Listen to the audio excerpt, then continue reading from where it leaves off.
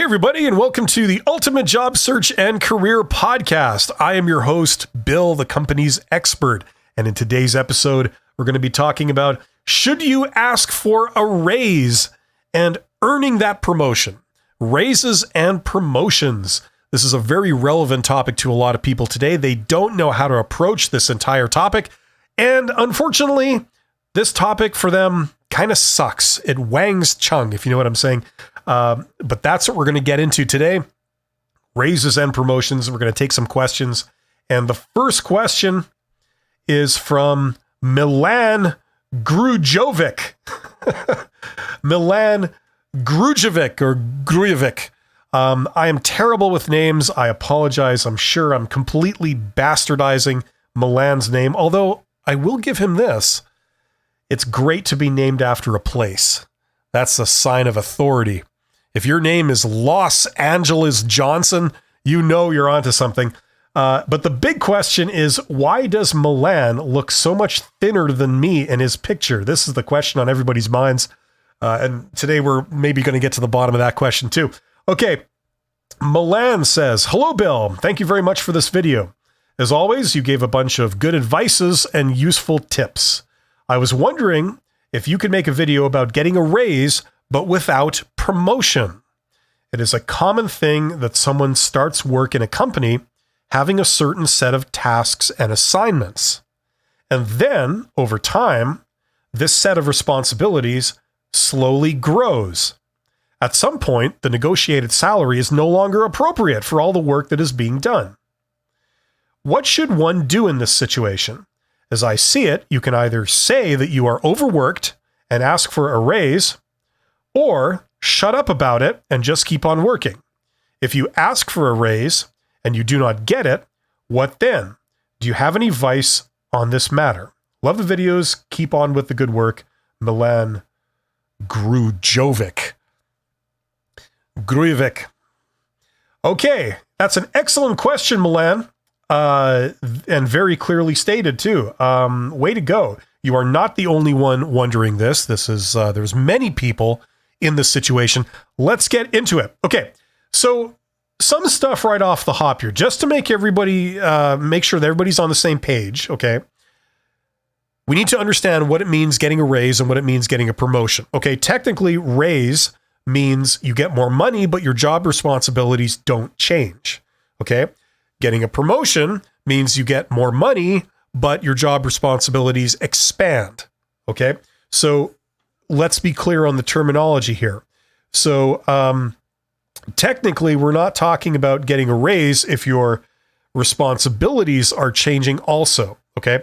And if you're wondering, keeping the same money but getting more responsibilities, that's not really called anything. I suppose some people could call that a promotion, but it really isn't because a promotion also involves more compensation.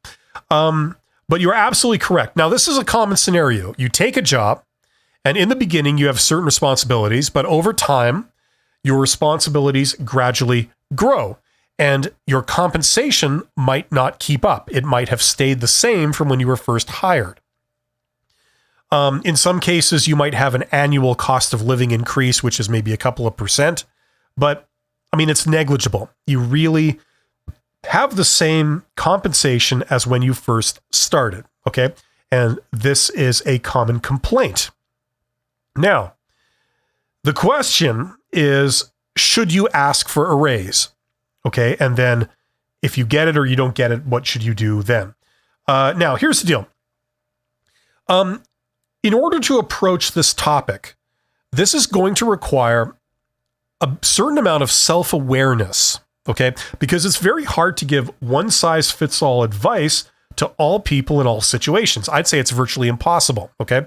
So if I were to give advice on this, there's going to be a lot of assumptions. Now, one scenario is that you are a very talented employee and your organization realizes this. Okay, they know that you're very talented. And the nature of an employer, okay, and I'm speaking from the perspective of an employer now or a boss, because I've been in this situation, is it's the same as like essentially free market economics. I mean, if you have an employee that's doing a great job and they're happy working for a certain amount of money, you're not usually going to go to them and offer them more money out of the blue if you don't have to. Okay. Now, this is the behavior that a lot of employers follow. Now, a lot of people will argue that some employers actually are proactive and they have their finger on the pulse of their industry and they understand what competing companies are paying for different skill sets. And in an effort to not lose a valuable employee, they will proactively offer you more money, okay, in the with the intention that you don't think of jumping ship. Okay, that's probably a really good philosophy to have, a good strategy to use. Okay, but in my experience, and from what I understand in the larger economy, that is not the norm. Okay, in a perfect world, maybe people should be doing that universally, but they're not. Okay, and that can also vary by knowing a bit about the talent pool. Okay, maybe somebody is technically being underpaid. Okay, they how can I put this? They are highly experienced, they are highly efficient, and they're a low-risk employee. They've been working at the organization for many years. Okay, and this is good. And in theory, that should command more compensation. However, some employers intentionally, and this is determined by the culture of the organization, some employers intentionally take the attitude that, well, if that employee gets too quote unquote greedy, then we're going to cry, but we're going to let them go, and we're going to hire somebody that's that we can get for cheaper. Okay, so under those in that scenario, under those circumstances, if you're the employee and you go to your boss and you ask for more money, okay, which is not a stupid thing to do in a lot of situations, that does make sense. Okay, but if you are in that situation, okay, it has nothing to do with you. It's to do with A, the economy, and B, the culture of your employer, and you go and ask for more money, that can actually lead to some bad things. First of all, they won't fulfill your request, so they won't increase your compensation. And secondly, you are signaling your dissatisfaction with the job, because you're basically saying, I feel I should be paid more for the work I do. Now, if the employer doesn't agree, they say, no, we don't agree. Okay. Now, whether that's reasonable or not is another matter. But if they have that opinion, then instead of leading to good things, you getting a raise, this can lead to bad things. You're basically communicating, I'm not happy. And the employer starts thinking, oh, okay, I now see that this employee is unhappy in their role. They're no longer satisfied. And if I were to venture a guess, they'd probably be looking for another job. So I'm going to proceed accordingly. I'm going to perhaps review the succession plan and make sure that we have a replacement waiting in the wings if that employee leaves. Or, I imagine this does happen in some cases, they will speed your departure from the organization, put it that way. Okay. So if you act on this in the wrong situation, Milan is absolutely correct. It can lead to some bad things. Okay. Now, I don't know the numbers on how likely different scenarios are. Okay. I don't have data on this, certainly not at my fingertips. However, okay, let's say it's a different scenario. Let's say that you are a valuable employee and your boss recognizes this and your organization is open to increasing compensation. Okay. If I were to venture a guess, I would say this is a much more common scenario, but when we're talking globally and in every industry, I honestly don't know. If you are working for a good employer, they will fit into this category. Okay. Now, a principle of sales is that if you want things to happen, you have to go out and make them happen. You have to tell the world. No one is going to come to you and offer you more money if you have done absolutely nothing. Okay? That is a general business principle. And for the most part, that holds up. Now, what can fool people into believing a fallacy is that in a lot of larger organizations, okay, you do have a salary range for every position, and you have the minimum, maximum, and you have a median, okay, within that organization.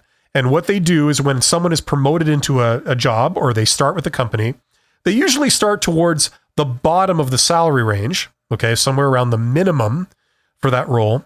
And then over a certain amount of years, if nothing happens, if the employee doesn't leave and they don't get a promotion, they will gradually move up through the salary range. Okay. So let's say you have a job as, just some job, customer service representative. Let's say you are on salary and the starting salary is say $30,000 a year. Okay. Let's start with that. And the range for that role is $30,000 to $40,000. Okay. So you are working shoulder to shoulder with other customer service representatives. The junior ones will generally be closer to $30,000. That's their compensation. The more senior ones, or the ones that are considered better by the organization, they will be perhaps more towards $40,000 compensation. Okay. Now, in large organizations, you don't have to do anything for your compensation to go up year over year in a lot of situations. Okay. It just sort of happens. Every year you might get a salary bump, might be a couple of percent, and that will continue at a certain rate until you are approaching the higher end of the range, at which point your increases will be gradually less and less as you approach the maximum for that range. Okay. Now, working in larger organizations, which a minority of people work in, most people work in smaller organizations. And once again, that comes as a shock to some people, but don't take my word for it. Go look it up yourself. Most people that have jobs work in what are considered smaller organizations, which are under 500 employees. Okay, if you work in a large organization, you might be a part of a culture that frowns upon asking for something. And instead, you just expect that it'll be given to you when the time is right, when you deserve it, or when you're recognized, or anything like that. Okay. Now, depending on the situation, sometimes that's the way to proceed within the culture of those large organizations. However, what tends to work in most situations is the opposite of that, which is to ask. Things are usually not given to people who don't ask. Usually people that keep pestering their boss tend to get the thing that they want. Not all the time, but they have a higher likelihood of doing it. Okay. So in those situations, the best thing to do is to ask, but you ask in a professional way. Okay. Now, a principle here is basically I'm saying, the squeaky wheel gets the grease. You ever heard that expression? That applies in this. Okay. Now, in most situations, okay, you should ask, but you should follow protocol. And it's very hard to read what protocol should be followed. Here's what most managers will respond to. Okay. And this is with the assumption that you are a good employee. And also, this is a very important point, that they are aware that you're a good employee.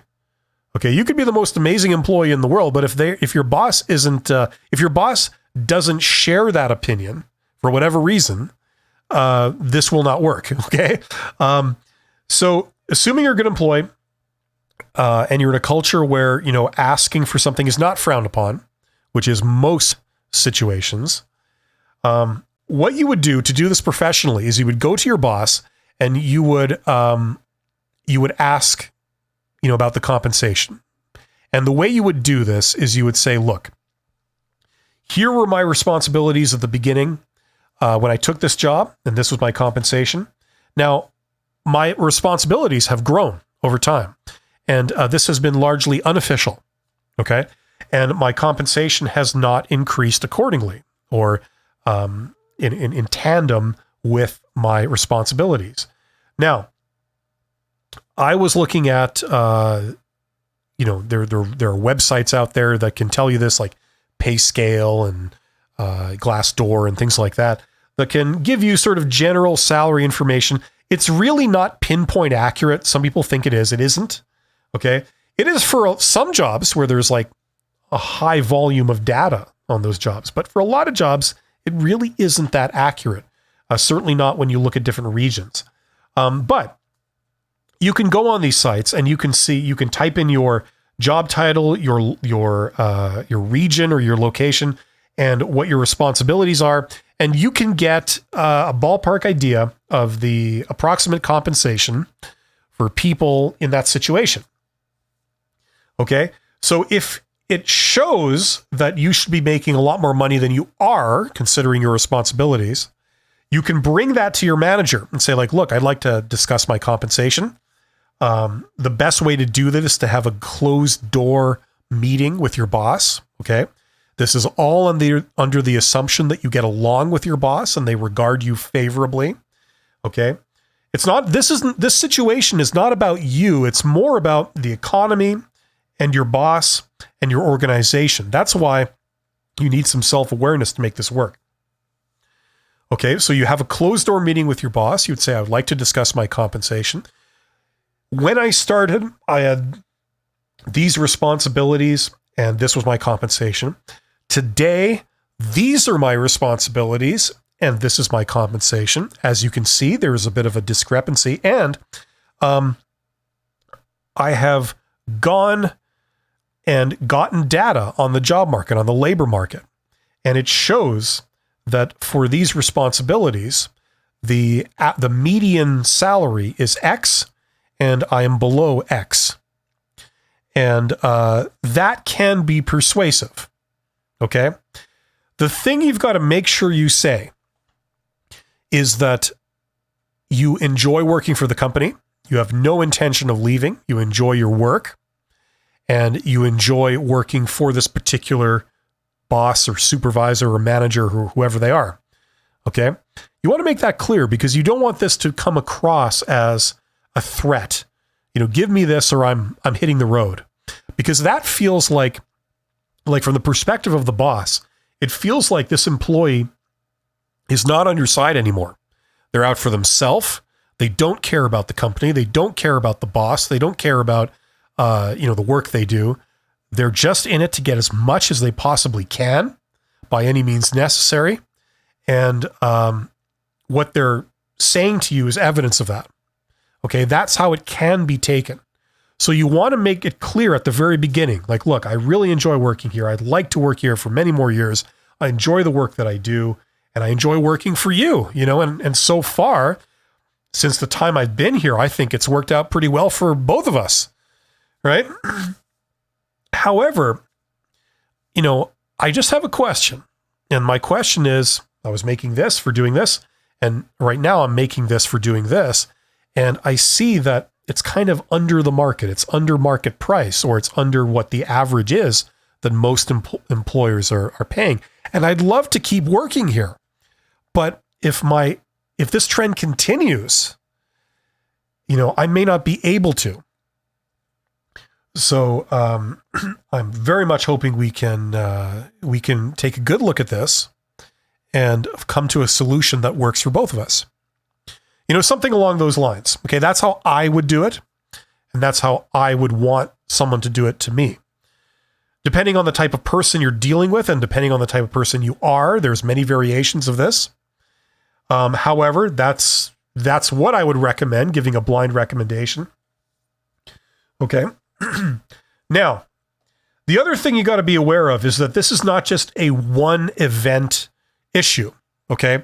If you expect that I'm going to have one conversation with my boss and that's going to immediately result in change, that might not be a realistic expectation. Okay. this is most often going to be a series of interactions, okay? You want to plant the seed that, you're looking for more compensation. And even if your boss did agree, a lot of times, especially in larger organizations, they may have to get approval for this from their superiors, and they may have to deal with people from different departments, and it's bureaucratic and it takes time. So you got to be aware of that too. Okay. What you want to do is you want to convince your boss, but you don't want to feel like you're holding them for ransom. Okay. You want to make it a positive interaction. Okay. So that's what I would say to Milan here on this particular issue. This can work if you're in that situation, namely, your boss regards you favorably. Okay, if your boss doesn't regard you favorably, they're not going to respond to this. Number two, the organization in which you're working has to have a policy of doing this, of revising compensation and caring about what's going on in the labor market. Okay, if you're being paid way below average price or market price for your specific work at this organization, your organization has to care about that. A lot of times you might be in an organization that says, I don't care. If you don't want this job, I'll hire someone in 5 minutes who does. So you lose your bargaining power. Okay. Just asking for something doesn't mean you're going to get it, and doesn't mean that they care about any logical reasoning that you bring forward to justify your request. Okay. So you got to really read the situation correctly. And then the third thing is the labor market. Okay. You may be a highly valuable person. You may be bringing in lots and lots of revenue and profit for your organization through the work that you do. However, if the labor market is such that if you don't want to work for the money they're paying you, they could hire somebody else and they would take the job, then that also influences the likely outcome of this. Okay. So these are all the factors in play. Okay. So to sum up, I would say if you have a good relationship with your boss recognizes your value, they like you as a person, they would like to, they value your good relationship with them. If you have that, and that, the labor market isn't such that it would be a matter of 5 minutes to find someone to replace you, okay, then I would say go for it. And then when you go for it, make it a one-on-one meeting, in usually your boss's office, close the door, okay, it's confidential, and bring forward logical reasons. Logical reasons could be market value, what's going on in the labor market. It could also be your track record. Okay. You were making X, but now you're much more valuable. You should be making X plus whatever. Okay. So those are the two big arguments that would get you this. And really the reason that they would acquiesce to this is because they care about your personal relationship. They don't want to make it awkward between you and your boss. Okay. Your boss wants to try and accommodate you as a person. If your boss is not a very accommodating person towards you in general, then this may not really result in much, and it could even do harm in a minority of situations. Okay, so that's what I would say, just to kind of sum up this topic. Hopefully that makes sense. Thank you to Milan for putting this forward. And the big question, of course, which is something I've been wondering for a while, is why is Milan so much thinner than I am in his picture? That's the big question behind all this. Anyway, to be young again. So thank you very much. If you have a question about this stuff, don't forget to leave them in the comments underneath this video. If I can answer it very quickly, I will. If it's a longer question, it takes more of an explanation, I may answer it on the podcast. So thank you very much. Okay, moving on. So let's talk about the other related topic in this episode, which is the promotion, earning the promotion. Okay. something on everybody's mind is they'd like to get promoted at work. And I've gotten a lot of questions over the last few weeks about how do you get promoted? How can you best put yourself forward to get a promotion?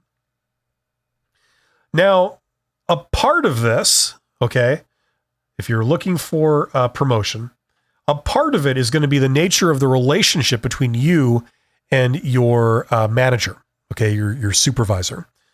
And if you are a direct report, it's going to be a big part of the personal relationship is going to be a big part of it. If you and your manager get along well and you click together as people, you can have conversations together and you both find them enjoyable. It's not really a work conversation. It's more of a friend conversation. If that's the dynamic between you and your boss, the chances are very good that you can get promoted. They will want to increase your compensation. They will want to change your job title into something a little bit more upscale. Okay. So that's a big part of it. Okay. So that's definitely a factor. The interpersonal factor and the psychological factor is part of it. However, when it comes to earning the promotion, okay, that's also a part of the equation also. A lot of times, if your boss approves a promotion for you, in many respects, the boss is becoming personally liable and responsible for you. So if the boss promotes you into a role and you are terrible in that role and you are laughably bad and it's embarrassing, it's a reflection on the person who promoted you, on your boss. And that's a factor also. Okay, so you're looking basically for someone to personally vouch for you. Okay, whenever there's a promotion, that's really what's going on. Somebody is willing to personally vouch for you. And if you turn out to be a bad choice, it's going to come back on them. Okay. So how can we create a situation where your boss would want to personally vouch for you? Okay. That's the big question. Now, let's take a question here. This is from Super PH Diva SRB. That's an awesome name. Super PH Diva. I like the PH Diva part. And I also like the SRB, Solid Rocket Booster. That's right. I know that's what you were going for.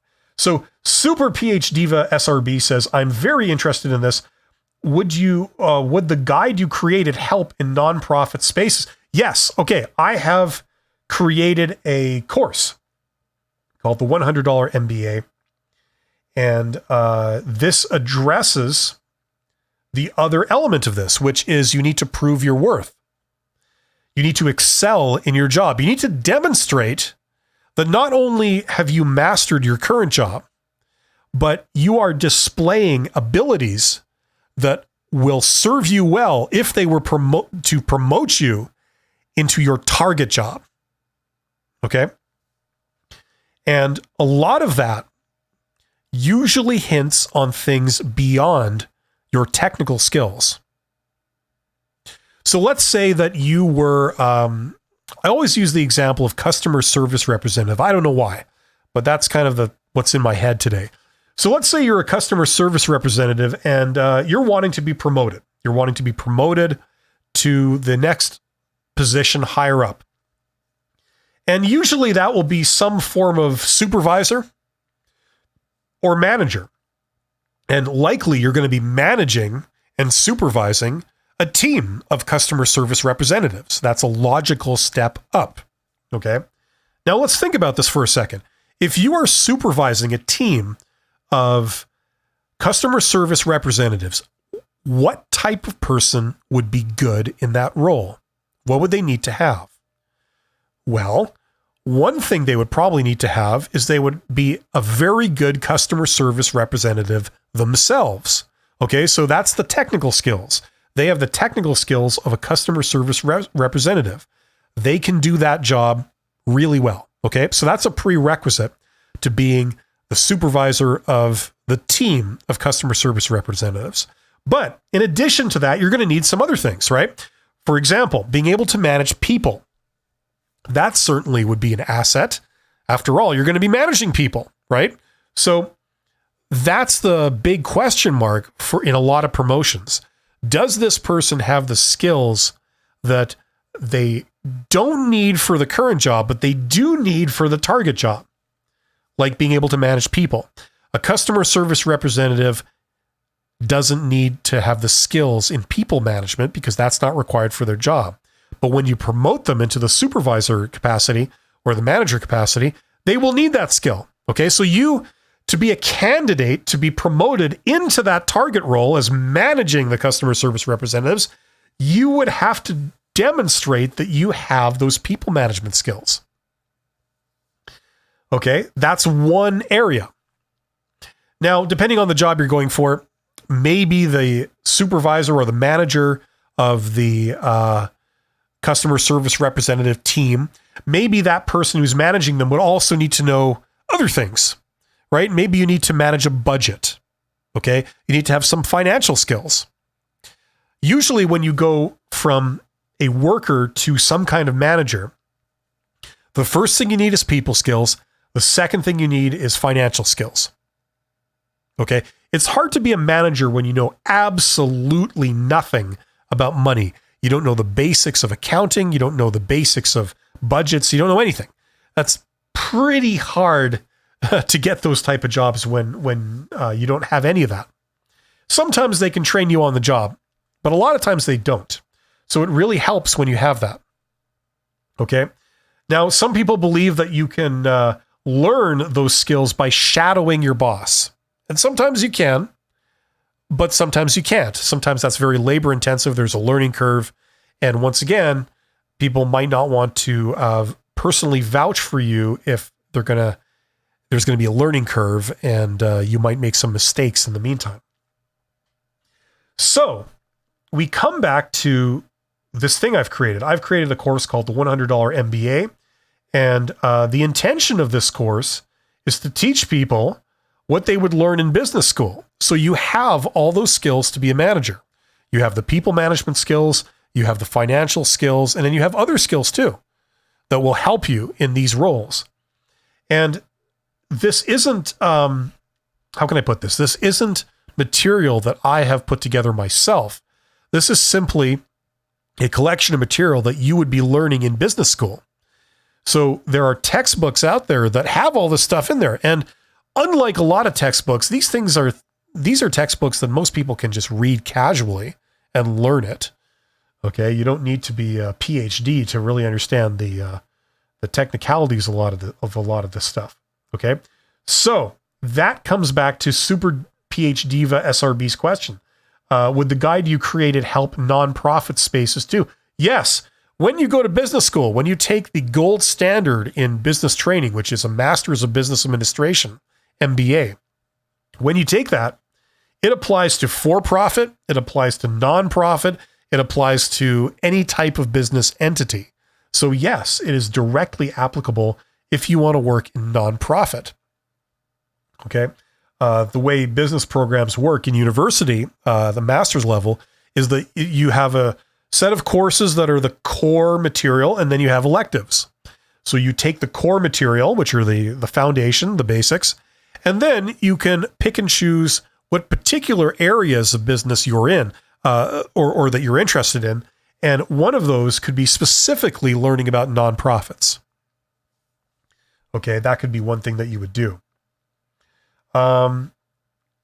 So that's definitely a part of this. Now, one thing I want to make clear about this is that when it comes to getting a job or getting a promotion, most of the time, okay, you sell yourself on your accomplishments, not on your education. For those of you that have been out in the job market for a while, you will know what I'm talking about here. Just simply saying that I have this particular degree, a lot of times that alone doesn't get you hired. Usually people want a combination of education, training, and accomplishments. And the biggest accomplishment a lot of times is some form of experience. So you usually get hired because of your experience and your accomplishments and not your education. I'm not trying to downplay education. I'm just saying that for most applications, this principle holds up. Obviously, there are situations where there's no getting around it. I mean, any of the professions, for example, if you want to be a doctor, a lawyer, an architect, an engineer, or anything else where the industry is regulated, the industry is certified. For example, you can't practice law legally without a law degree. It just doesn't, it's not allowed. It's against the law. It's illegal. So in those situations, of course, your education has to be there from an accredited source. That has to be there. However, business is not one of those professions. Okay. There are no associations that require you to have an MBA to be, for example, a CEO. Now, I've been a CEO and I have an MBA, but there are many CEOs that don't have MBAs, and you can easily verify this. I mean, it's not required. Okay. So what I've done is I've created a course where it's not accredited. And the reason it's not accredited is because, and it'll never be accredited because there's no evaluations. You don't do any assignments. You don't take any tests. You read the material. And a lot of times you just absorb it. And everything you would learn in an MBA might not be absolutely necessary for getting any promotion you're looking for. But a lot of the basics are, and material in a certain area usually is. So that's what I've created. You can take this course, and the first thing that you get is a book list, and you can go out and order those books off Amazon or any other source. You can order them used. You can order editions that are a couple of years older than the current edition, and you can get those older editions for literally in the area of $5. So it's very cost effective. And then you just read these books at your convenience. And I'm your guide. There are, I can't remember how many hours of videos that I've put up. I have it listed on the page here. 6 hours of video content. So there's 6 hours of various videos of me guiding you through the material, drawing your attention to some of the more important areas, drawing your attention to some of the more optional areas, emphasizing particular points, adding to some of the material and giving you a perspective on it. So you get all of that, okay, and a reading list, and then you read these books and you watch my videos. And at the end of the day, at the end of when this is all done, okay, you're exposed to the same material that students learn in an accredited university MBA program. The only difference is you're not paying 5 figures. You're not paying $10,000, $20,000, sometimes $80,000 for this. You are paying much less. You're paying $100. In exchange, there's no tests, no evaluations. Okay. In my opinion, a lot of the material, you don't really need that. Okay. I've done an MBA myself. I have an MBA. And that's one thing that stood out to me. You don't need to be evaluated on quite the things that they do. You do, how can I put this? You don't get, I'm about to cough here. Excuse me for a second.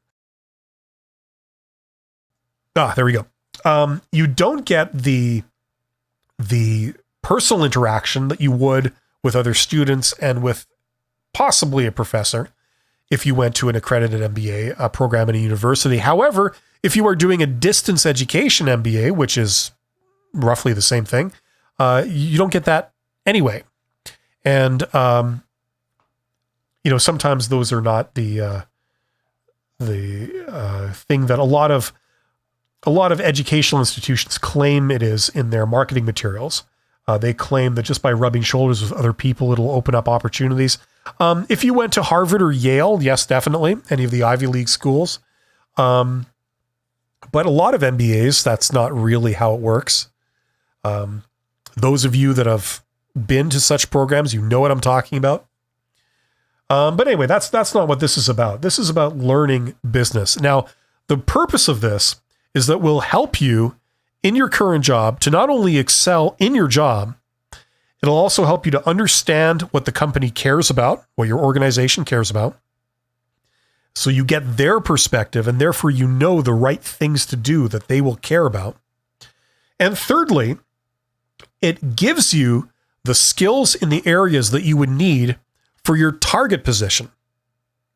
So that's how this can be a tool to help you excel in your current job and help you demonstrate that you have what it takes to be in your target position that you get promoted into.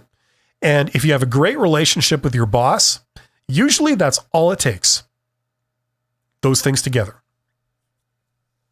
So that's why I created this thing. I'm going to put the link to it. If you're interested, no pressure. There's a link to it in the description box of this video.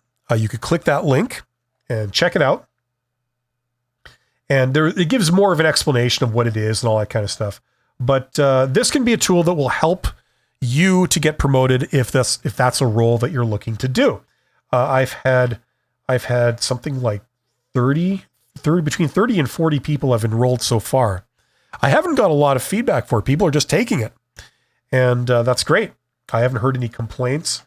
Some people have asked a couple of questions, but in large part, I've tried to answer those in the course description and in the first couple of videos in the course.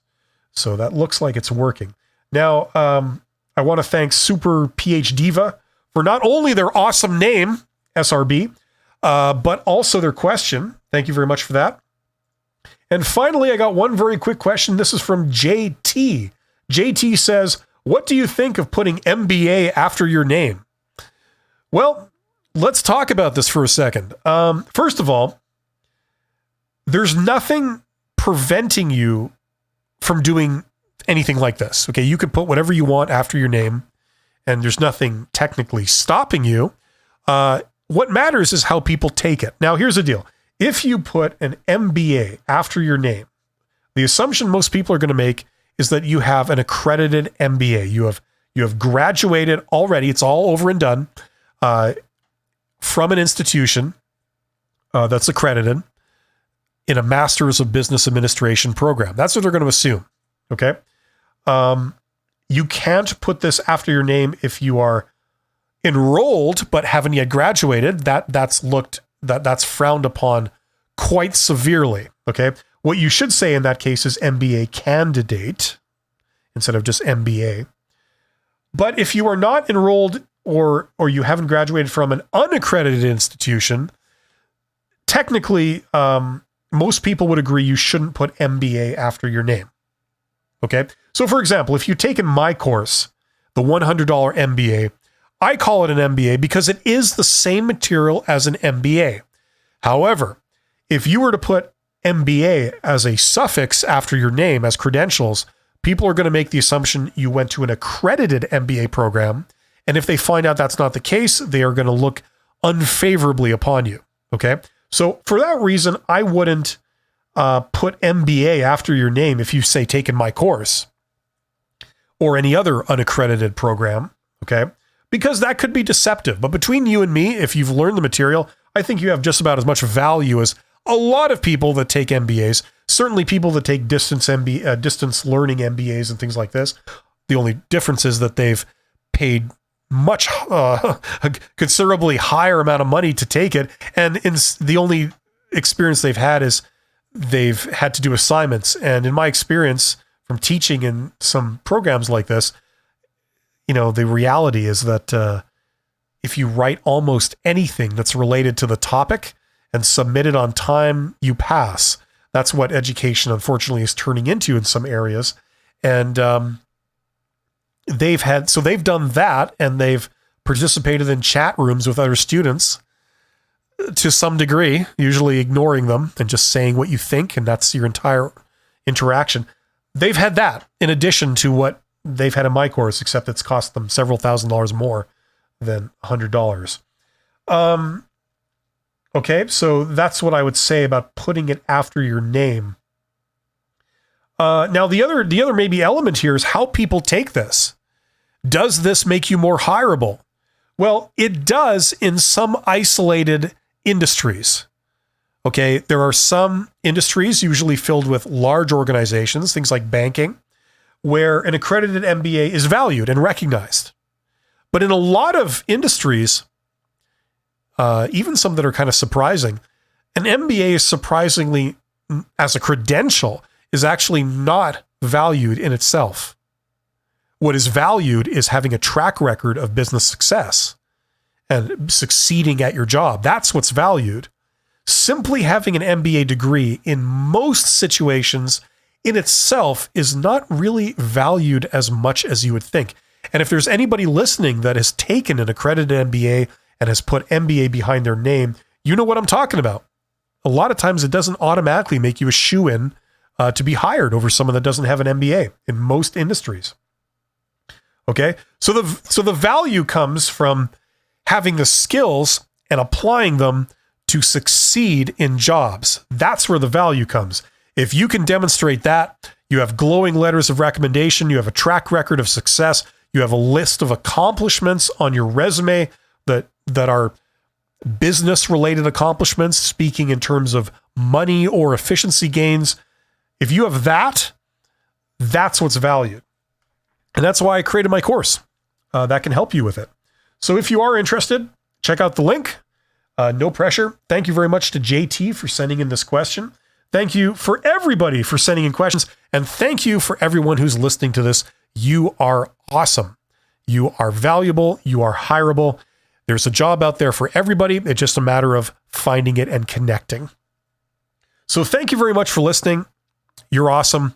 I hope you have a great week, and I will see you on the next episode. Thanks and take care.